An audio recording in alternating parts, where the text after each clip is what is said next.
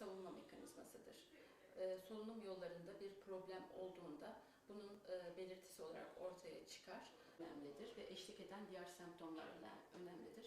Süresi olarak da yetişkinlerde özellikle 8 haftayı geçen öksürüklerin araştırılması gerekmektedir. Hastalara önermekteyiz. Onun dışında öksürüğün tedavisinde dediğimiz gibi öncelikle değerlendirip sebeplerini bulup ona yönelik tedavi vermek gerekir. Öksürük aslında bir reflekstir ve bir savunma mekanizmasıdır.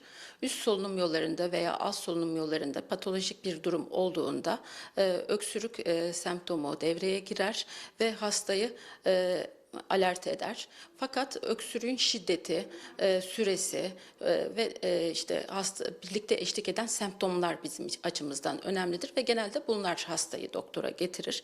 Özellikle öksürükle birlikte ateş, nefes darlığı, balgam çıkarma, kanlı balgam çıkarma gibi şikayetler varsa hastalar daha çabuk hekime başvurmaktadırlar. Burada enfeksiyon hastalıkları açısından değerlendirme yapmak önemlidir ve bunun tedavisini vermek öksürüğün iyileşmesinde önemlidir. Bu şikayetler olmasa bile 8 haftayı geçiyorsa yetişkinlerde özellikle 8 haftayı geçen öksürüklerin mutlaka araştırılması gerekmektedir. Çünkü bu kronik ciddi bir hastalığın göstergesi olabilir.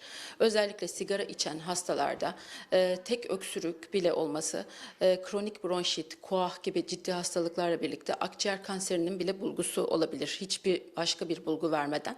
O yüzden 8 haftayı geçen öksürüklerde hastaların hekime başvurması ve mutlaka bir tetkik yaptırmasını biz önermekteyiz. Mevsim geçişlerinde sonbahardan kışa geçerken işte viral enfeksiyonlar hava değişimi nedeniyle arttığı için daha çok enfeksiyon kaynaklı görmekteyiz. Fakat ilkbahara geçerken de alerjik olaylar artmaktadır. Alerjik olaylar nedeniyle bazen kişilerde alerjik rinit bulguları, burunla ilgili bulgular olabildiği gibi sadece öksürükle gelen hastalarımız da olmaktadır.